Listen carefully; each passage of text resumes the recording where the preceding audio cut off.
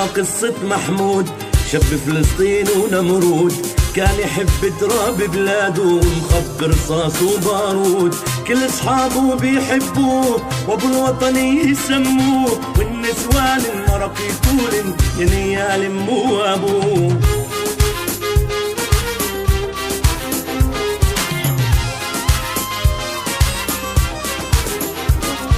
محمود حليوة وشخصية من بلدة كلها وطنية، ومثله مثل رفاقه عايش عالبساطة والعفوية. كان لساته عريس جديد يعشق مرته بالتأكيد، ونفسه بولد يسميه أحمد عصمي بن عمه الشهيد.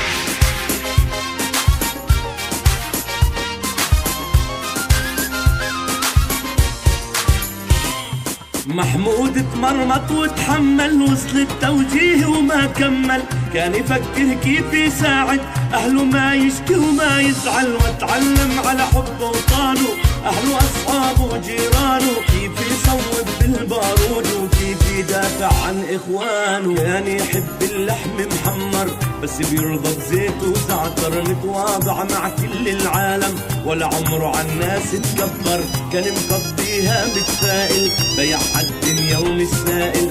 واللي زاد الفرحة بقلبه مرته سلمى طلعت حامل، صار ينادي يالي يالي بكرة بيجي ابن الغالي، كل الدنيا مش واسعته ويحكي الحمد لله بالعالي. هيا أخذ من الدنيا حصة رغم الألم ورغم الغصة، بقى نفسه يتمشى بعكا ويزور المسجد الأقصى.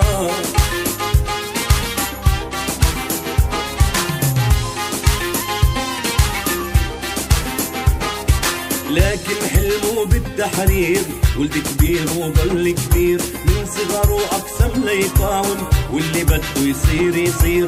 كان مبين جوا عيونه دمعة بتحكي الوطن شلون، وكل ما يوقف على مخصوم يتنرفز ويجن جنونه. وبمرة ما هي عادية جنوده حاجز ودورية، وقفوا اقف السيارة نزلهم جيب الهاوية، نزلوا الكل من السيارة ضل صبي وختيارة، صح الجندي كله ينزل هي حال بلادي يا خسارة. بدو على كيف ويعاملهن ويفتشهن غصب عنهن، زاحيد محمود وقال له وقف ممنوع تفتشهن. صار الجند وجن جنان انصدم بمحمود وعصيانه، محمود بعصبية ضربه بوكس ونزل نص اسنانه. وفي بلاد الحرية مبدأ بقلوب الشعب بيتلألأ، واللي ما بيعرفها وبجهل عن تاريخ بلادي يقرأ.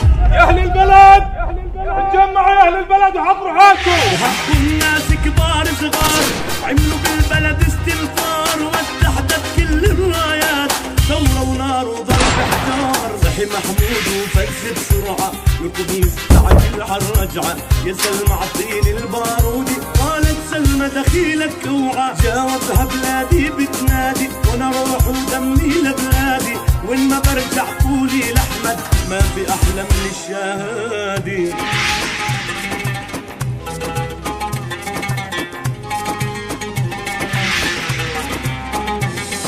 وبلادي حرة بتضل غصب عن أنف المحتل، يوم تنادينا فلسطين بتلقانا على راس التل. هالأرض انربت أحرار والمزروعة مجدوبار، كل ما عجات بنرويها دم الشهداء الأبرار.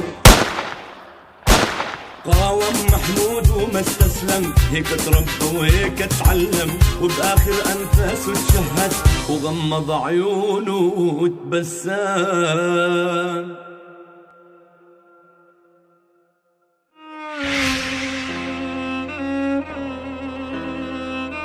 الشهداء لا يموتون، نحن شعب لا يعرف الخوف، نعشق الشهادة والأرض ولادة، خلقنا لنكون وسنكون.